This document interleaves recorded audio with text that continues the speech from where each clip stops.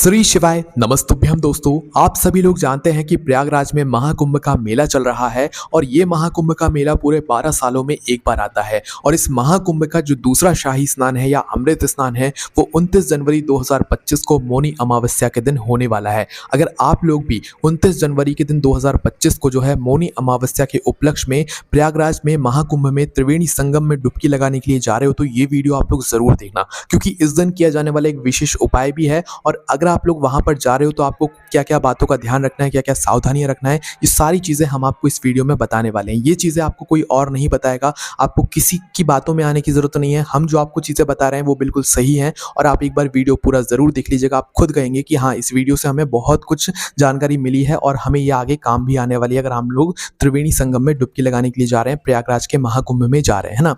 देखो, सबसे पहली चीज, अगर आप लोग किसी और दिन जाते हो शाही स्नान या अमृत स्नान के दिन को छोड़कर तो उतनी दिक्कत नहीं होती है। पर अगर आप लोग शाही स्नान के दिन या अमृत स्नान के दिन त्रिवेणी संगम में प्रयागराज में डुबकी लगाने के लिए जा रहे हो तो आपको बहुत सारी चीजों का ध्यान रखना पड़ता है। जैसे कि सबसे पहली चीज तो इस दिन बिल्कुल बच्चे, जो आपके छोटे छोटे बच्चे होते हैं ना, उनको लेकर बिल्कुल नहीं जाना चाहिए। देखो, हम मना नहीं कर रहे हैं, हम आपकी भलाई के लिए ये बात कर रहे हैं। क्योंकि दोस्तों, मकर संक्रांति के दिन की अगर हम बात करें तो भाई वहां पर उस समय हुआ क्या था कि बहुत सारे लोग घूमते हैं। देखो, जब इतना बड़ा मेला होता है, करोड़ों की संख्या में लोग आते हैं, तो हम ऐसा कह ही नहीं सकते कि भाई वहां पर लोग नहीं घूमे, है ना।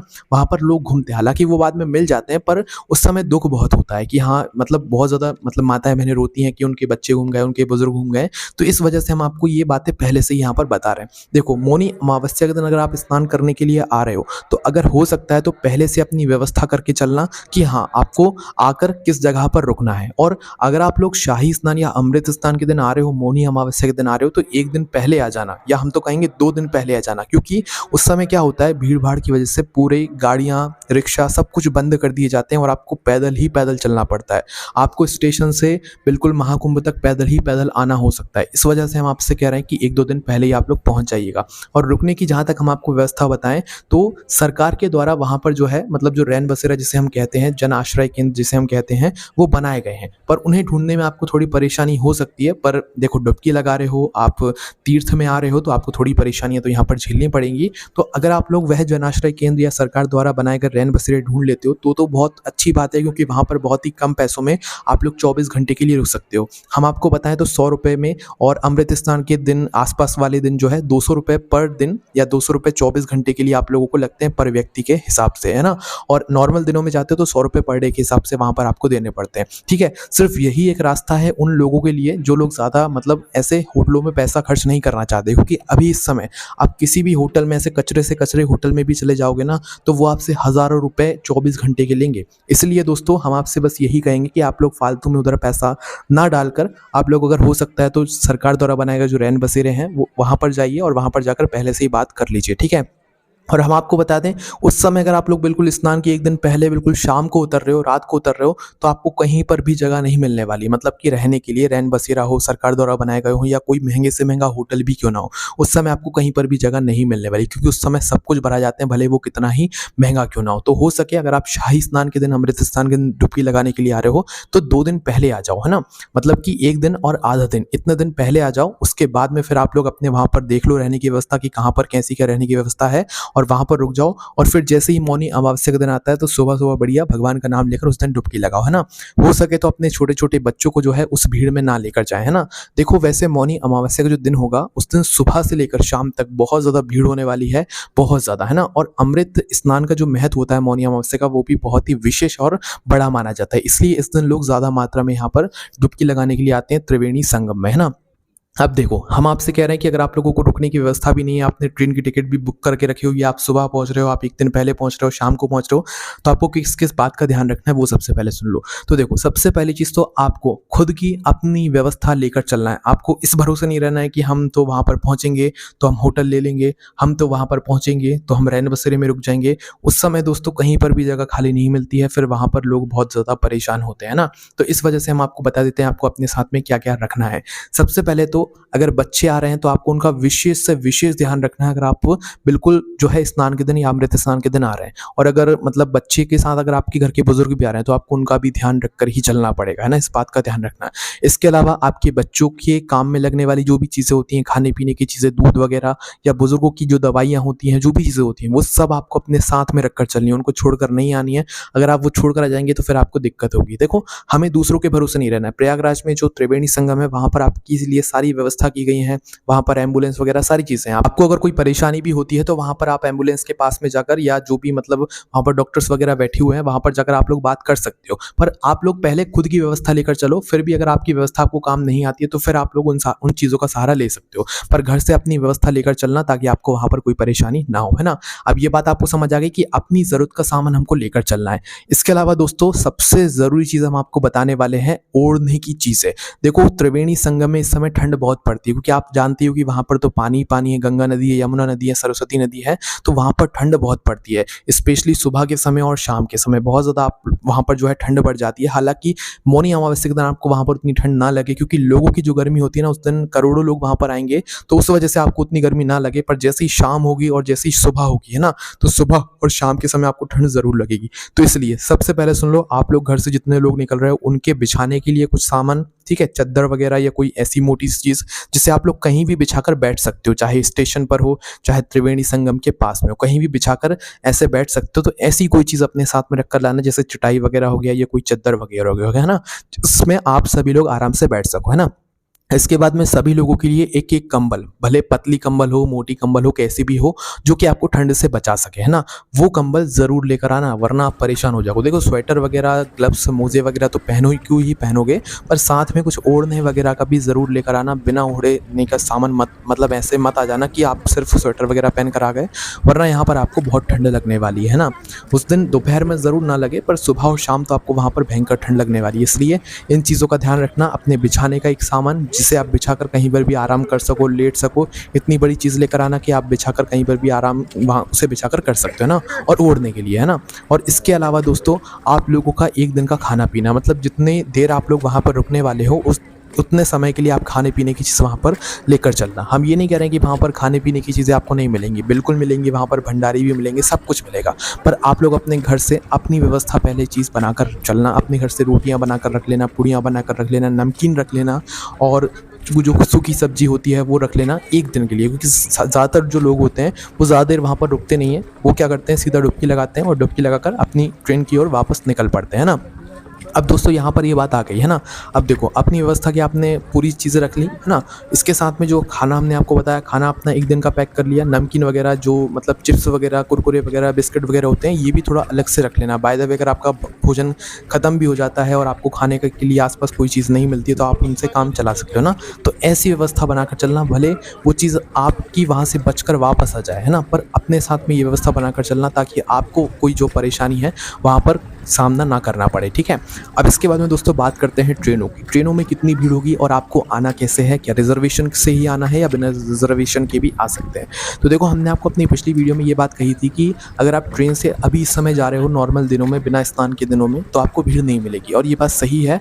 अभी बिना स्नान के दिनों में अगर आप लोग जा रहे हो, शाही स्नान के 1-2 दिन पहले तक किसी भी स्नान में जा रहे हो, तो आपको कोई भीड़ नहीं मिलने वाली है ट्रेनों में। हालांकि वैसी नॉर्मल भीड़ मिलेगी जिसमें आप लोग बैठ सकते हो, आराम से लेट भी सकते हो, वो भीड़ मिलेगी। पर ऐसी बिल्कुल फंसने वाली भीड़ नहीं मिलेगी। पर अगर आप लोग हमसे पूछो कि शाही स्नान वाले दिन भी क्या ऐसा ही रहेगा, क्या भीड़ नहीं मिलेगी, तो हम आपको ये जवाब देंगे कि शाही स्नान वाले दिन आपको ट्रेनों में पैर रखने जगह नहीं मिलेगी। अब चाहे फिर वो स्लीपर का ही डब्बा क्यों ना हो, आपकी अगर सीट है तो कोई दिक्कत नहीं, क्योंकि जो मतलब अभी शाही स्नान की वजह से प्रयागराज में जाने वाले जो यात्री होते हैं, जो भक्त होते हैं, वो क्या करते हैं, स्लीपर के डब्बों में भी बैठ जाते हैं ना। हालांकि उनको भी वहीं जाना है, हम लोगों को भी वहीं जाना है, तो इसमें कोई दिक्कत नहीं है।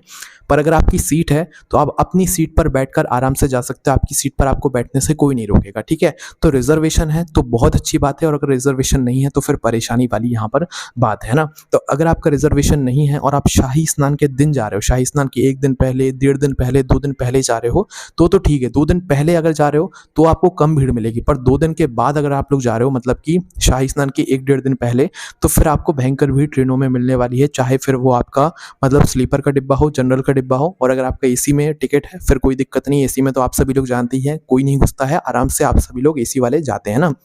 पर जो लोग जनरल में जाने वाले हैं, जिनका कोई रिजर्वेशन नहीं है, उनको थोड़ी यहाँ पर परेशानी बिल्कुल होगी। हम आपको सीधा बता रहे हैं, हम आपसे बिल्कुल नहीं छुपा रहे हैं कि ऐसा होगा वैसा होगा।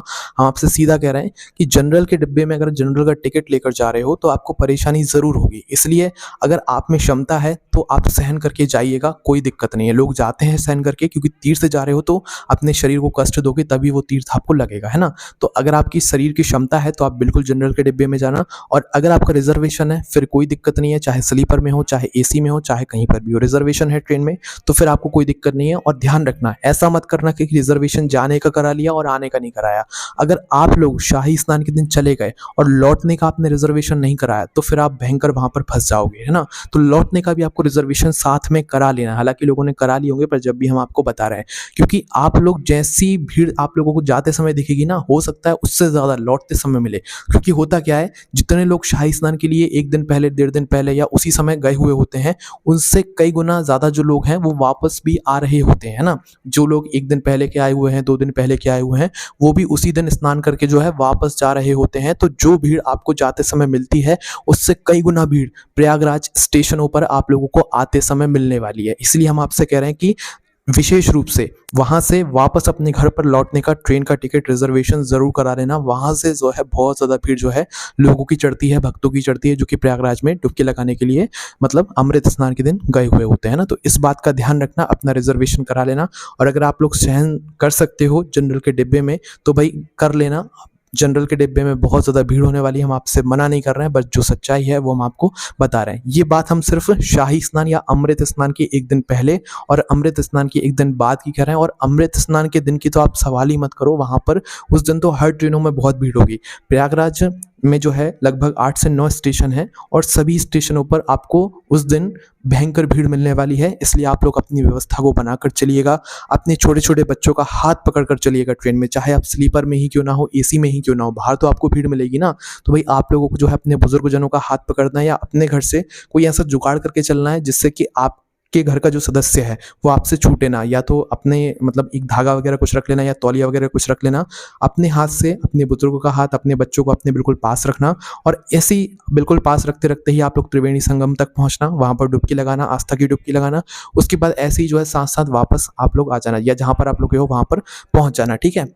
तो इस तरीके से आप लोग जाओगे तो ठीक है। और अगर आप लोग ऐसे नहीं गए तो फिर आप लोग घूम सकते हो, क्योंकि इस बार भी जो है जो मतलब शाही स्नान अमृत स्नान होने वाला है, इसमें भी लोग घूमने वाले हैं। ये पहले से पक्की बात होती है, क्योंकि पिछली बार भी घूमे थे। और इतनी भीड़ में जो है गलती से कहीं ना कहीं इधर उधर लोग हो ही जाते हैं, उसमें कोई अलग से बात नहीं है। तो इसलिए आप अपनी पहले से सुरक्षा करके चलिएगा, एक दूसरे का हाथ अच्छे से पकड़ कर चलिएगा। और अपना शाही स्नान जैसे ही किया, वहां पर रुकना नहीं है ज़्यादा देर, क्योंकि जितना देर रुकोगे उतनी ज़्यादा आपको परेशानी होगी। और वहां पर डर भी रहता है कि भाई इधर उधर ना घूम जाए हम लोग। तो आपने अपना शाही स्नान किया, मौनी अमावस्या के दिन, सुबह हो, दोपहर हो, शाम को हो, है ना। तो जब भी किया शाही स्नान, बस स्नान करके निकल जाना। आपने अगर रैन बसेरा लिया हुआ है, रुकने की कोई व्यवस्था है तो सीधा वहां पर पहुंच जाना। अन्यथा आप लोग जो है मतलब सीधा जो है मतलब अपने ट्रेन में बैठ जाना, स्टेशन पर आ जाना, है ना। इसके अलावा अगर आप लोग वहां पर शाही स्नान के दिन और कहीं घूमने वाले हो तो हर जगह वहां पर आपको भीड़ मिलेगी, है ना। मतलब त्रिवेणी संगम के आसपास ही बहुत सारी जगह हैं घूमने के लिए, जैसे कि लेटे हुए जो हनुमान जी हैं वहां पर भी आप लोग जा सकते हो, जो कि त्रिवेणी संगम के बिल्कुल आसपास ही पड़ता है। तो भाई आप लोग अगर जिस भी जगह पर जा रहे हो तो हर जगह पर आपको भीड़ मिलेगी उस दिन। तो आप अपने हिसाब से देख लीजिएगा कि आपको जाना है कि नहीं जाना है, क्योंकि आप त्रिवेणी संगम तक पहुंचने में ही बहुत ज़्यादा मतलब थक जाओगे, क्योंकि आपको पैदल बहुत ज़्यादा चलना पड़ेगा। ये बात सबसे महत्वपूर्ण है कि जो शाही स्नान अमृत स्नान होगा इस दिन आप लोगों को पैदल बहुत ज़्यादा चलना पड़ेगा। आप ये मानकर चलो 5 किलोमीटर से ऊपर, या हो सकता है 10 किलोमीटर तक भी पैदल चलना पड़े। चाहे आप बुजुर्ग हैं, चाहे आप बच्चे हैं, चाहे आप कोई हो, सबको 5 से 10 किलोमीटर तक अमृत स्नान के दिन या अमृत स्नान के एक दिन पहले और अमृत स्नान के एक दिन बाद तक चलना पड़ेगा। जो लोग भी इस दिन आ रहे हैं इस बात का विशेष रूप से ध्यान रखना। आपको ऑटो रिक्शा ना आपको ई रिक्शा कुछ नहीं मिलने वाला है उस समय, आपको पैदल ही चलना पड़ेगा। ये मानकर चलो 5 किलोमीटर से ऊपर आपको पैदल जरूर चलना पड़ेगा। अगर आप लोग अमृत स्नान के एक दिन पहले, अमृत स्नान के एक दिन बाद और अमृत स्नान के दिन ही आ रहे हो तो आपको 10 किलोमीटर तक पैदल चलना पड़ सकता है। मतलब 10 किलोमीटर आना और 10 किलोमीटर जाना, है ना। ये बात आप लोग ध्यान रखिएगा। इसके अलावा दोस्तों एक छोटा सा उपाय है, अगर आप लोग करना चाहो इस दिन तो वो ज़रूर कीजिएगा। देखो आप लोगों को वहाँ पर दीप वगैरह वैसे भी मिलते हैं, तो अगर आप लोग मतलब मौनी अमावस्या के दिन स्नान करने के लिए जा रहे हो और अगर आप शाम के समय तक वहाँ पर रुक रहे हो तो एक उपाय कर लेना वहाँ पर। एक आपको क्या करना है, मिट्टी का दीपक लेना है, या तो अपने घर से तैयार करके लेकर जाना। एक मिट्टी का दीपक लेना है, उसके अंदर लंबी बत्ती रखना है, कौन सी, लंबी रुई की बत्ती, है ना। उसके बाद में उसके अंदर शुद्ध देसी गाय का क्या डालना है, घी, है ना। शुद्ध देसी गाय का जो घी होता है वो अपने दीपक के अंदर डाल देना, और दीपक के अंदर शुद्ध देसी गाय का घी डालकर आप त्रिवेणी संगम के पास में या गंगा नदी के पास में या यमुना नदी के पास में, सरस्वती जी आपको अगर दिखती हैं तो उनके पास में आपको त्रिवेणी संगम के किनारे पर, घाट पर क्या करना है, इस दीप को जलाना है अपने पितरों के नाम से। कब जलाना है, शाम के समय जलाना है। वैसे तो पूरे दिन में मौनी अमावस्या के दिन कभी भी जला लेना, पर इस दिन शाम के समय का विशेष महत्व होता है, और अगर आप शाम के समय तक नहीं रुक पा रहे हैं तो फिर जब तक आप रुक रहे हैं उसके आखिरी समय तक आप लोग जो है अपना वो जो दीपक है उधर जला सकते हो। जलाना कहाँ पर है, नदी के किनारे, कोई भी नदी हो, मतलब आपको त्रिवेणी संगम के आसपास जो भी नदी का किनारा दिख रहा हो वहां पर पहुंच जाना, और दक्षिण दिशा का पता कर लेना अपने मोबाइल में। और दक्षिण दिशा का पता करके क्या करना है आप लोगों को, कि दक्षिण बाती का मुख करके आप लोगों को जो है अपने पितरों के नाम से इस दीपक को जलाकर उस त्रिवेणी संगम के घाट पर रख देना है ना। और रखने के बाद आप लोगों को जो है अपने पितरों से प्रार्थना करना है, उनसे बोलना है कि देखो आज हम जो है अपनी संगम में डुबकी लगाने के लिए आए हो, तो आप भी डुबकी लगा दीजिए और आपका आशीर्वाद सदैव हमारे ऊपर बनाए रखिएगा, हमारे जीवन में कोई परेशानी ना आए। और जब आप लोग मतलब डुबकी लगा रहे हो ना त्रिवेणी संगम में, तो उस समय भी अपने पितरों को अपने दोनों हाथों से जल जरूर दीजिएगा। ये सभी लोग जानते हैं कि कैसे दिया जाता है ना। तो ये एक उपाय है जो कि दीपक वाला है। एक दीपक में लंबी बत्ती रखकर शुद्ध देसी गाय का घी डालकर दक्षिण बाती का मुख करके, जिस तरफ से बत्ती जल रही है उस बाती का मुख दक्षिण दिशा में करके इस दीपक को अपने पितरों के नाम से आप लोगों को कहाँ पर रख देना है, नदी के किनारे त्रिवेणी संगम के घाट पर या किनारे पर, है ना। और रखकर पितरों से प्रार्थना कर लेना है भगवान शिव जी का नाम लेकर। और ऐसे ही आपको मौनी अमावस्या के दिन प्रयागराज में संगम की जो है डुबकी लगा लेनी है, आस्था की डुबकी लगानी। इस तरीके से दोस्तों आपको सारी जानकारी मिल गई। कोई भी परेशानी आए आप हमसे कमेंट करके पूछ सकते हैं। अगर आप भी इस मौनी अमावस्या के दिन डुबकी लगाने के लिए जा रहे हैं, हमें कमेंट करके जरूर बताइएगा। ओम नमः शिवाय, जय भोले बाबा, श्री शिवाय, नमस्ते।